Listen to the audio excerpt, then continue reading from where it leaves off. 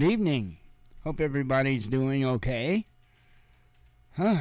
Been kind of another one of those insane news days. There wasn't anything, the world hadn't ended yet. But, I'll tell you what, we're certainly, I think, being told what to, and I hate to use these words, but what to look forward to by some very key individuals. You've got, just like the title says, a man by the name of Stephen Roach saying that the U.S. needs a miracle to avoid recession. Rents in the United States hit a record high for a second year in a row.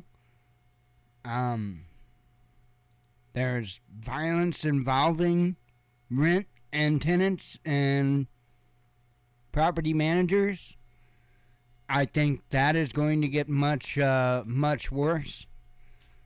And you've even got individuals in the government in the EU saying that they could be facing a decade of winter crises. So, I mean, that's pretty crazy, and that's just stuff that came out today. I really do hope people are paying attention. I hope people are listening. I hope people are preparing. Because I think this is going to be one hell of a ride. I think they're telling people. I think they're trying to warn people. But, yeah, okay, I can't say, what are you going to do? Just sit there and make it 24/7? Because they did that. I mean, if they wanted to get people to prepare, I mean, look at how they ran COVID into the ground. If they wanted people to prepare, they would be acting like they were acting then. Except they'd be doing so to encourage people to get ready. Instead, you just have individuals from, like in the case with this Stephen Roach, who the hell is he? I guess, longtime head of Morgan Stanley Asia. So, whoever the hell that is. I don't know anything about all of this Wall Street kind of stuff. Never even pretended to understand it even a little bit. I think a lot of it is overcomplicated. I think it's done so on purpose. And I think there's a lot of laundering and shell gaming going on when it comes to Wall Street. But, it's like anything else, I guess. But I can't believe for a second that it's doing good. And I looked earlier, and they had already closed. I'm talking about Wall Street. Yeah, the Dow closed at 308.12 down. S&P 500 was 44.45 down. NASDAQ was 134.53 down. So, and in crypto, Bitcoin right now at the moment is $29 up. Right now, Bitcoin is worth $20,000. $20,004. So, don't forget that $4, man. Don't let them screw you. So anywho, kind of nuts.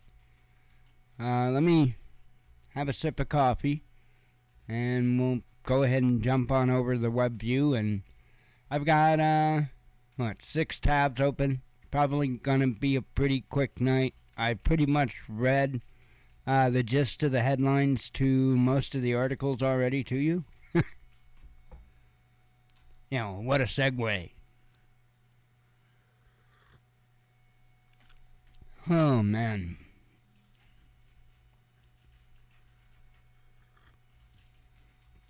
I'll tell you. I did go into flight sim for a very brief period of time today. There was a update released for an aircraft that if you had it installed at the same time that you had one of several other aircraft installed, your flight sim would just crash. And so, anyway, they finally put an update out for it and fixed that issue. So I took it up for a flight, and then, of course, had to take the F-22 up for a flight. Filled up the fuel tanks, and close to filling them up, 93 or something %. And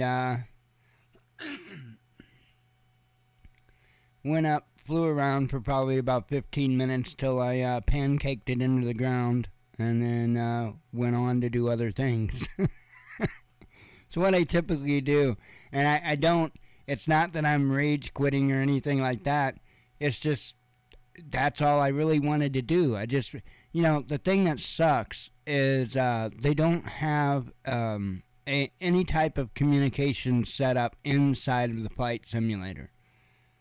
So it makes talking to that person that you see in the F-18 really hard. There is no way to do it. So, anyway.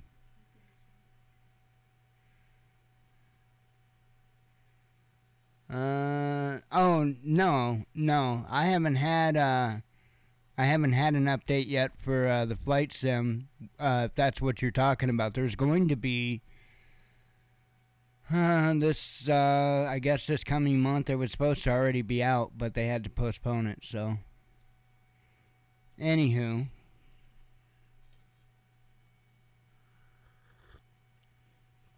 Oh, you're talking about the aircraft. No, it was just an aircraft, a standalone aircraft that was updated. I had to think again what.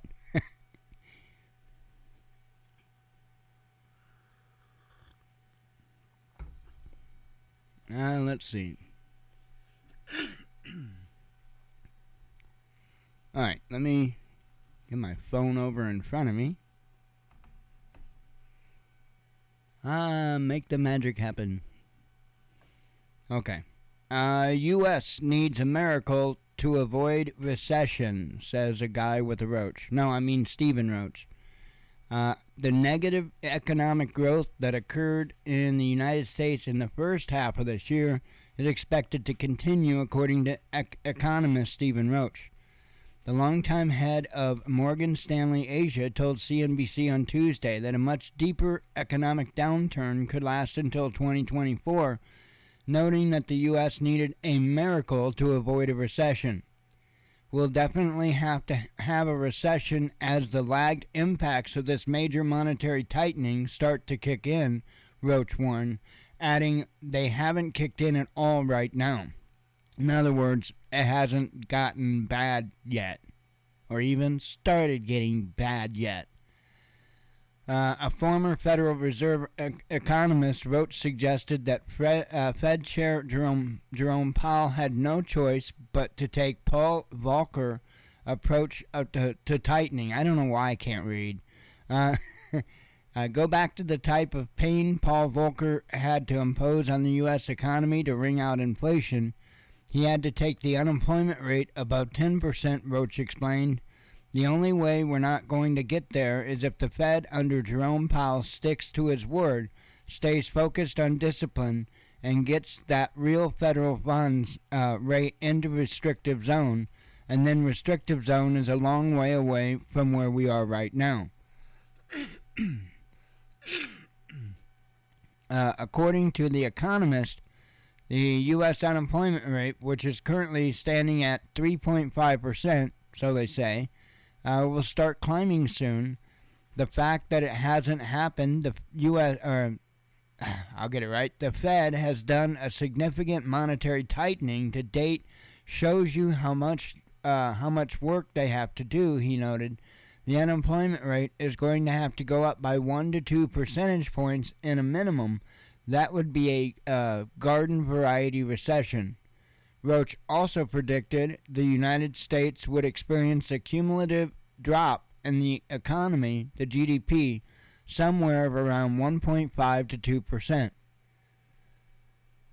So, again, that's what they're saying here. Let me have a sip.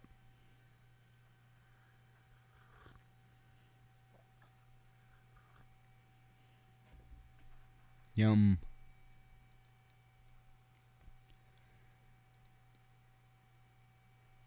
Let's see. Rents in U.S. to hit record high for second year in a row.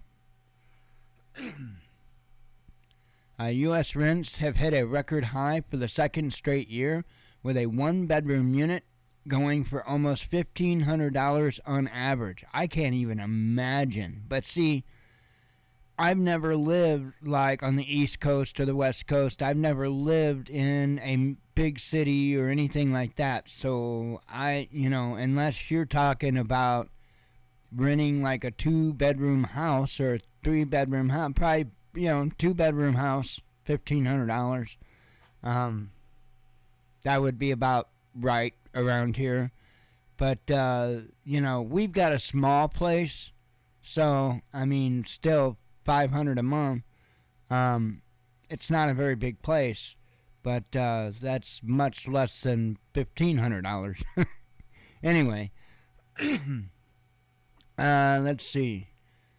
According to the Zumper National Rent Index, which published its latest report on Monday, that's a rise of nearly 12% over the same time last year. Heavily populated cities where supply is scarce, such as New York and San Francisco, have seen rents soar even further into the stratosphere. The median rent for a one-bedroom unit in Manhattan registered at $4,212 per month, while the average across the city's 5 boroughs is $3,930. The figure for a unit of the same size in San Francisco came in at $3,040. Rent increases for 2 bedrooms were even steeper in both cities. These cities are also magnets for newly arrived immigrants, whose numbers could exacerbate the shortage of affordable housing in the cities themselves and the surrounding areas. Other immigrant hotspots, such as Miami, Boston, Los Angeles, and Washington, D.C., also populated Zumper's top 10 most expensive list, while the Texas border cities of El Paso and Laredo languished at the opposite end of the ranking, setting the average renter back no more than $880 and $850 respectively for one bedroom.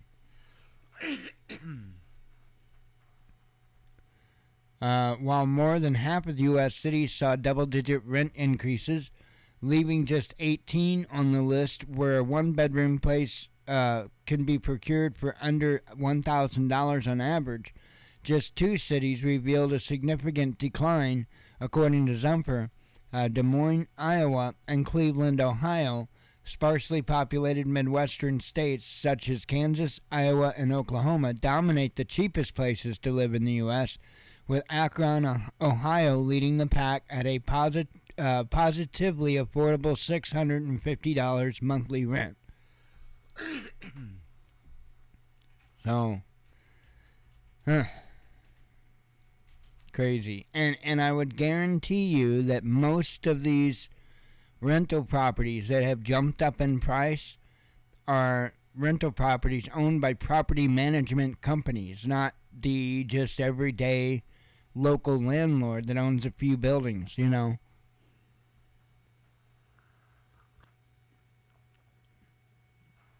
There's a reason for all of that.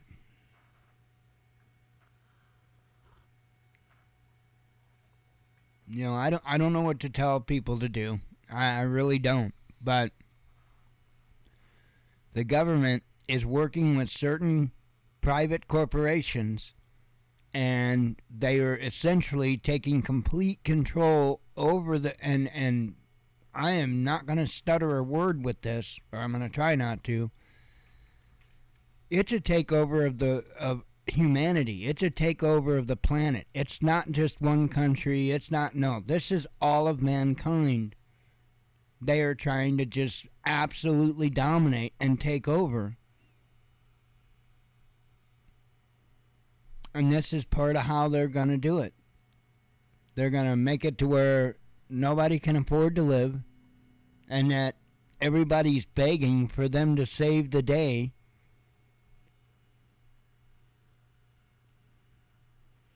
It's crazy.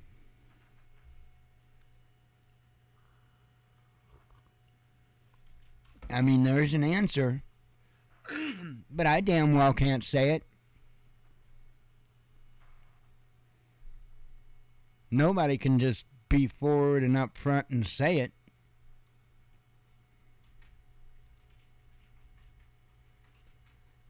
Men set fire to a housing complex, then opened fire on the tenants as they fled, killing 3 of them. People are going to be tense. I mean, come on, take a look at the last few years.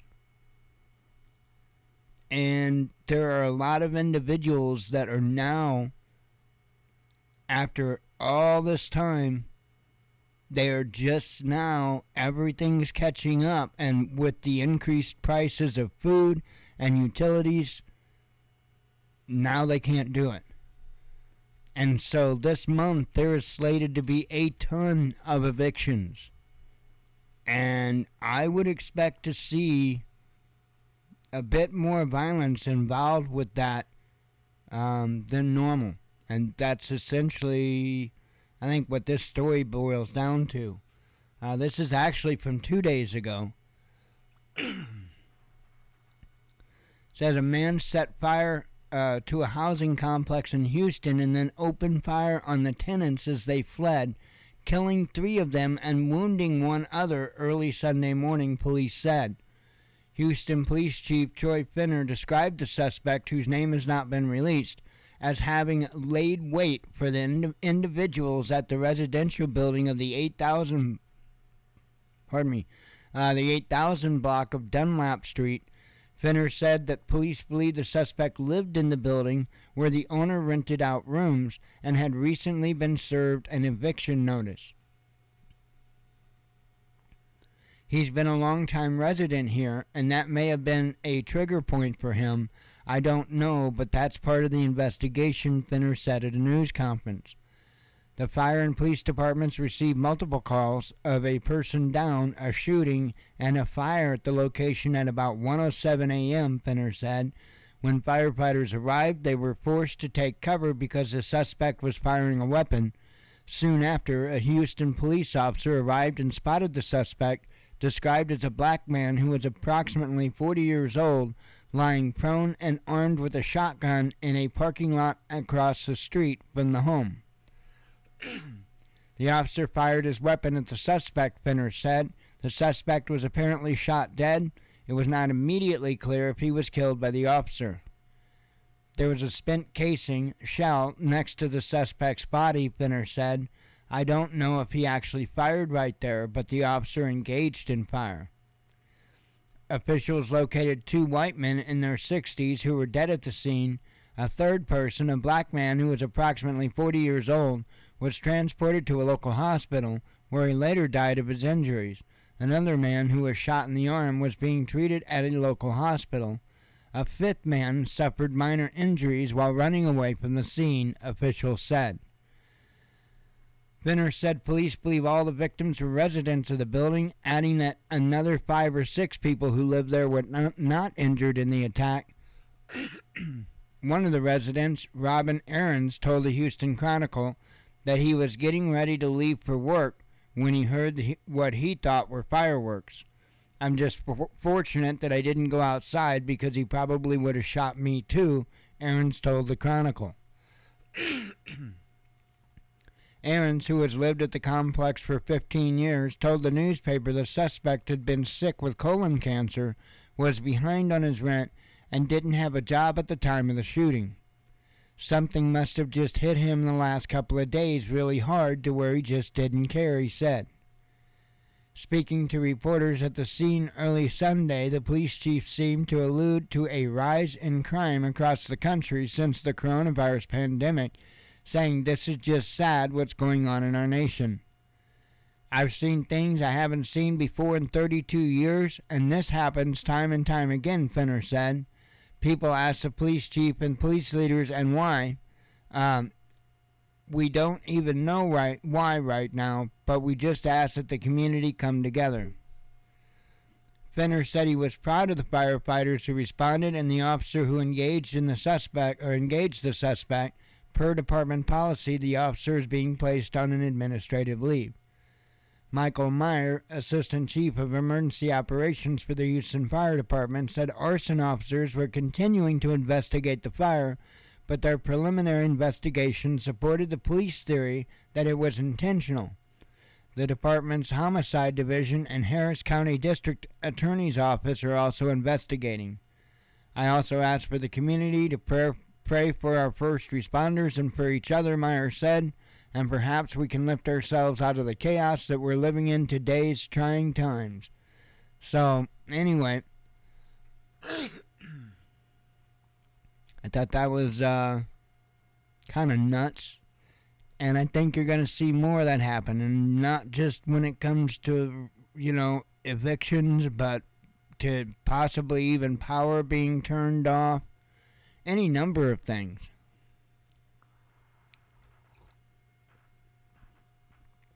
I mean, come on. Look at what happens in some cases if McDonald's runs out of chicken nuggets. I'm sure if you Google McDonald's chicken nuggets and something about gun or something, trust me, you'll pull some stuff up.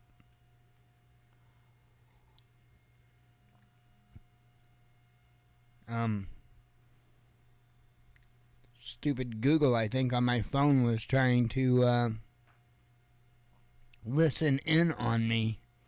Don't you dare.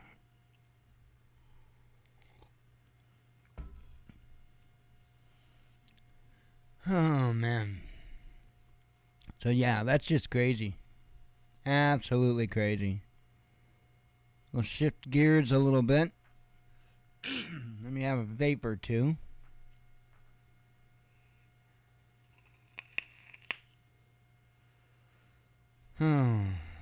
I keep threatening that I've got another e-cig mod right here. My Smoant Ranker. And I keep thinking about going ahead and cleaning up that RDTA, which is actually a much better quality RDTA than the other one. Anyway, cleaning it up and running both mods, two different flavors at once.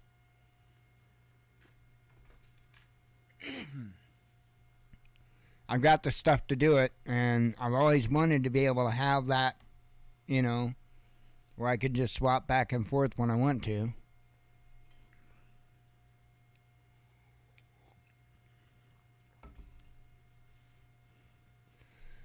I know, that's just so exciting.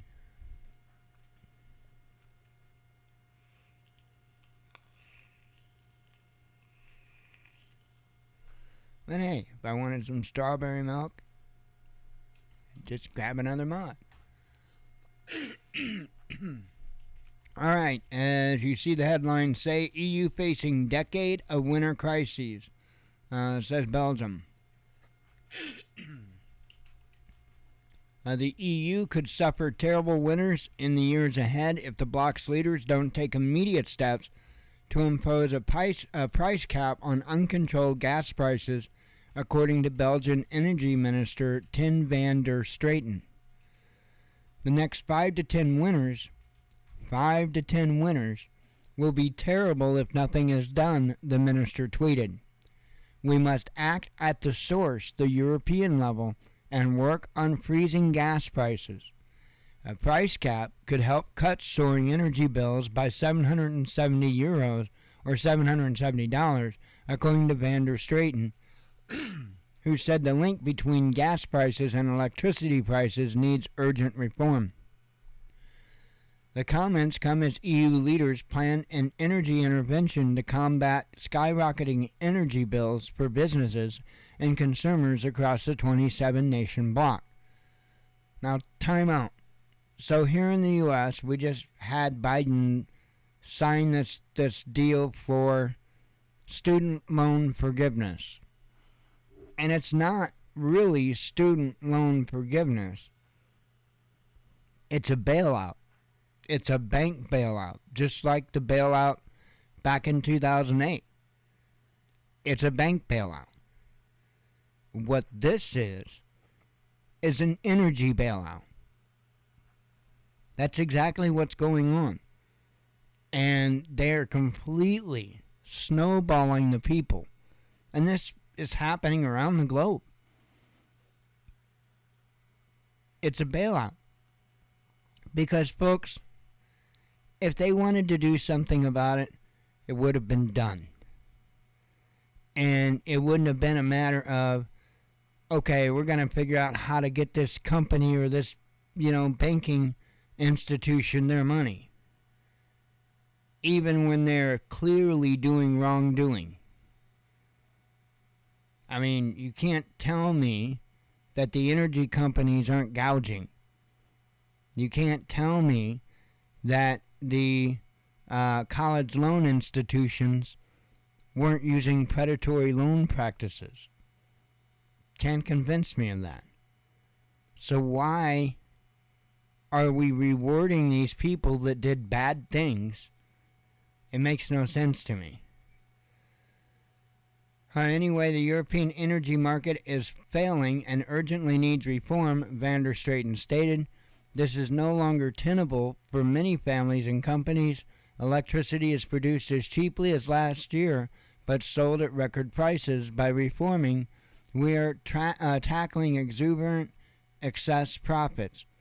The time for talking is over. Now it's time to decide, the minister said. So,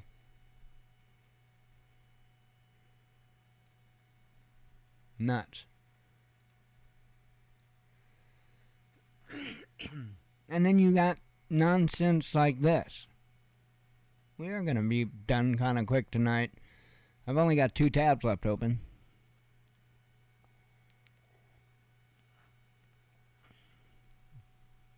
That's fine with me.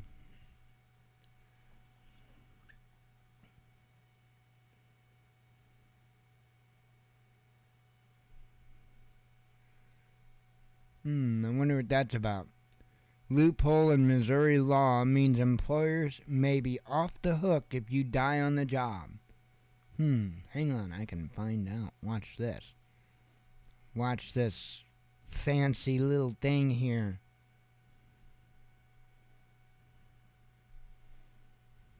Come on.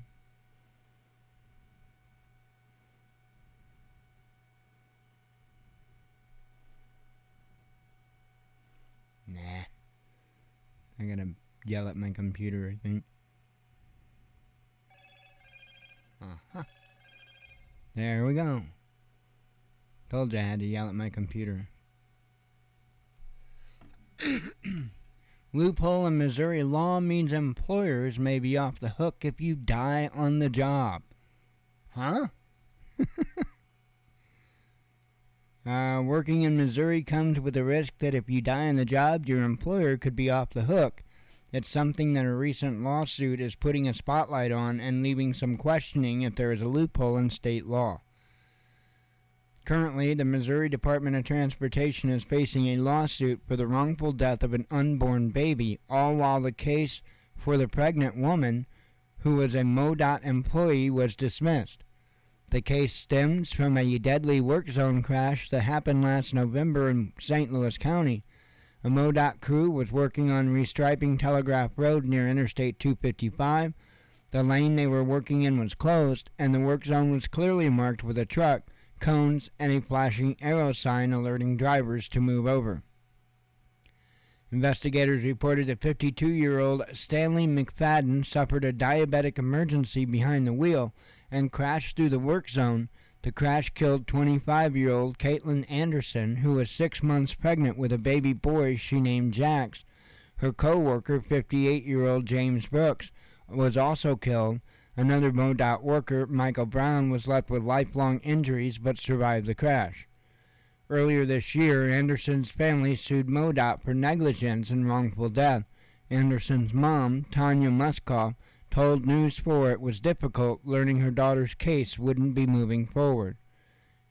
Not going to continue reading on, but that is crazy. Anywho, FBI agent accused of sabotaging Hunter Biden's probe resigns, says the media. The thing that really gets me is nothing is going to come of any of this. That's what really pisses me off. I mean, how much more do they need? If this were any one of us, and we committed any one of the crimes that these people have committed, they'd bury us under the jail. And they can just flaunt doing this stuff right out in the open.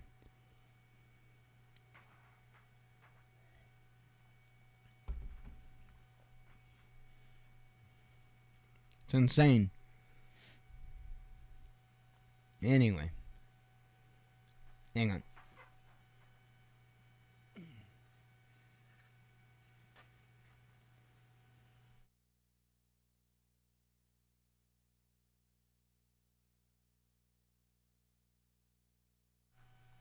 Much better.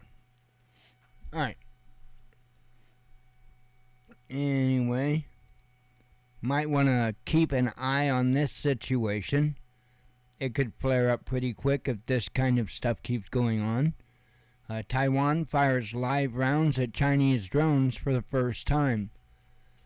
Taiwan's Army Command said on Tuesday that its soldiers fired live warning shots at a batch of drones over the island of Erdan, after which the craft returned to China.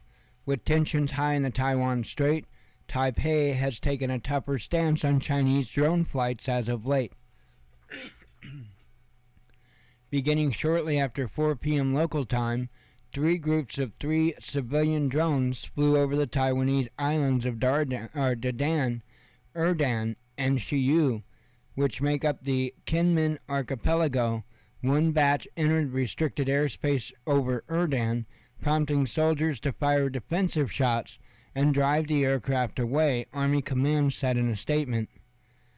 After being fired upon, the drones headed towards the Chinese city of Xiamen. I think that might be Chaomen. I'm not sure. The statement continued.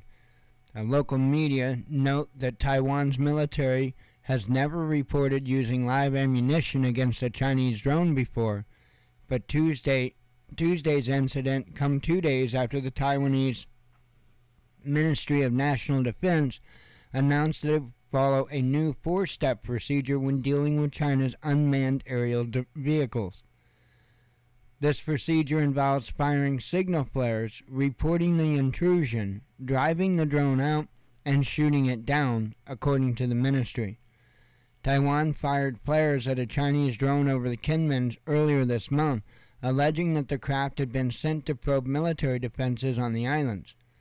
Located close to the Chinese mainland, the Kinmens are heavily fortified and played a major role during previous conflicts between China's communist government and nationalist forces led by Chiang Kai-shek in the 1950s. Footage of several drone flights over the Kinmens have been shared on Chinese social media in recent weeks, with one video showing Taiwanese troops throwing rocks at the hovering craft. Tensions between China and Taiwan have remained high since U.S. House Speaker Nancy Pelosi, blah, blah, blah. You know, she went there, and nothing new and the rest of that. So, I hate repeating the same stuff over and over and over.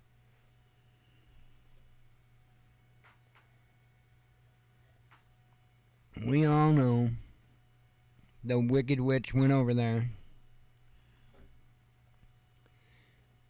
Damn shame that her shoes worked and she made it back home.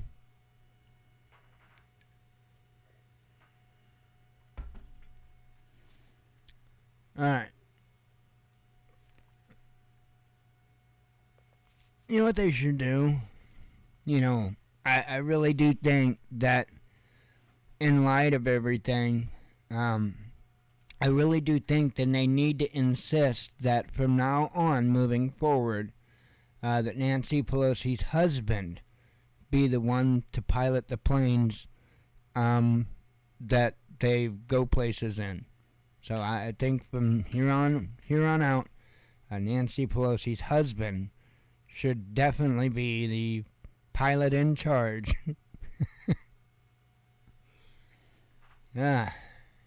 Shouldn't take too long. Let's see.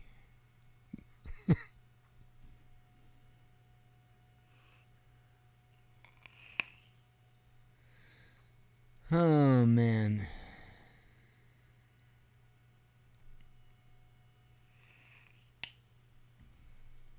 Alright. Run through some headlines here and boogie out the door.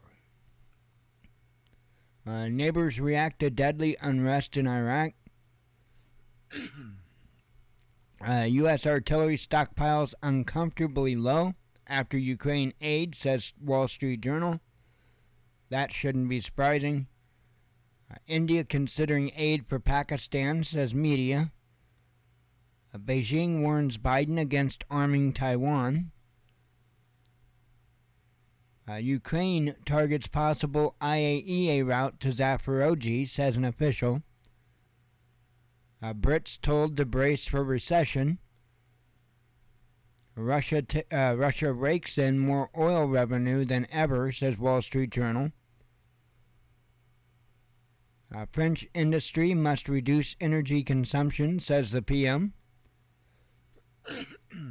U.S. must pay the bill for Afghanistan, says Russia.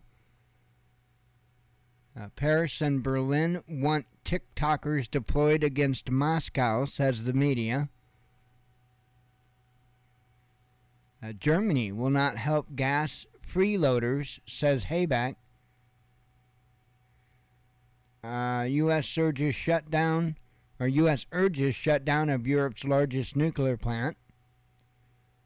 UN nuclear inspectors arrive in Kiev, says CNN.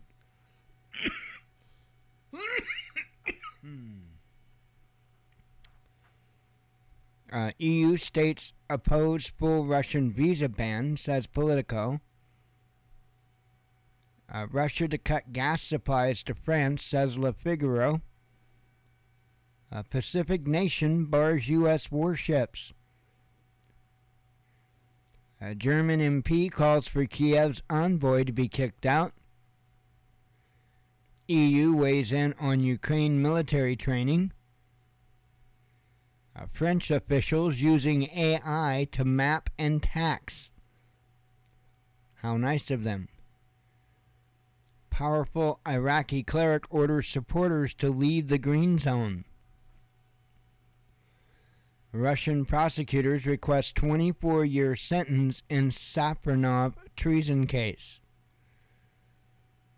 U.S. firms seek to bypass anti-Russia sanctions, says media. France accuses Russia of using gas as a weapon of war. Poland warns of EU implosion over Ukraine conflict. Moscow responds to claims it received Iranian drones. Kremlin vows response if EU enacts visa ban for Russians.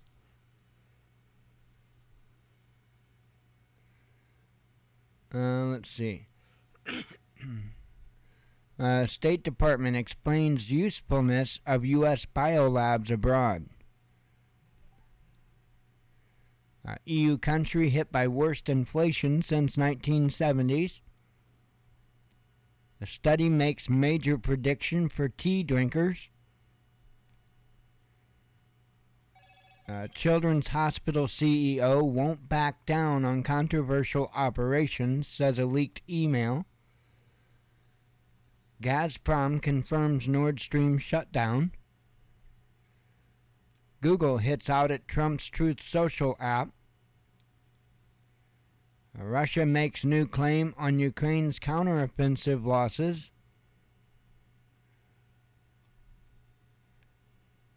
The top Russian airline introduces major changes for staff. UK inflation may top 22% next year, says Goldman Sachs.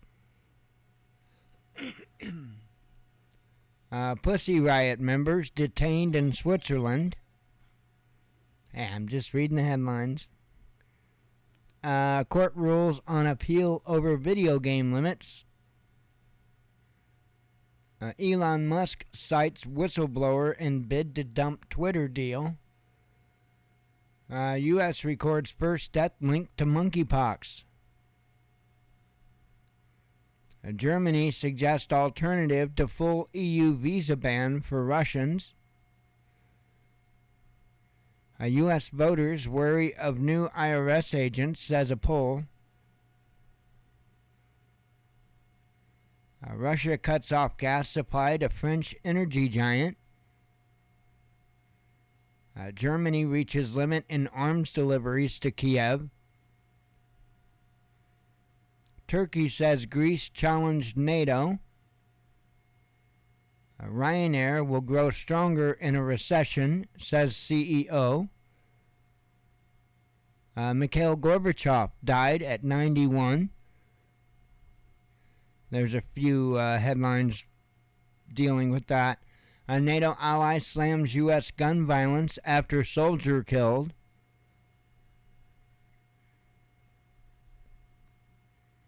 Let's see. U.S. senators use Gorbachev's death to bash Russia. What's new? Let's see. Oh, that's just an opinion piece talking about Gorbachev. There was a number one up there, so I was checking it out. Okay, well that's the headlines. I am gonna jimmy out of here. I gotta take trash out, get it out, and then gonna jimmy to bed. I hate tossing and turning, but been doing better here in the last few nights or so. I've been falling asleep a little better, it seems. So anyway, I am gonna get out of here and get some sleep. I hope you all have a good evening. God willing, we'll be back tomorrow. Hope to see you then. As always, God bless you. We love you. Be one with your spirit, and shalom.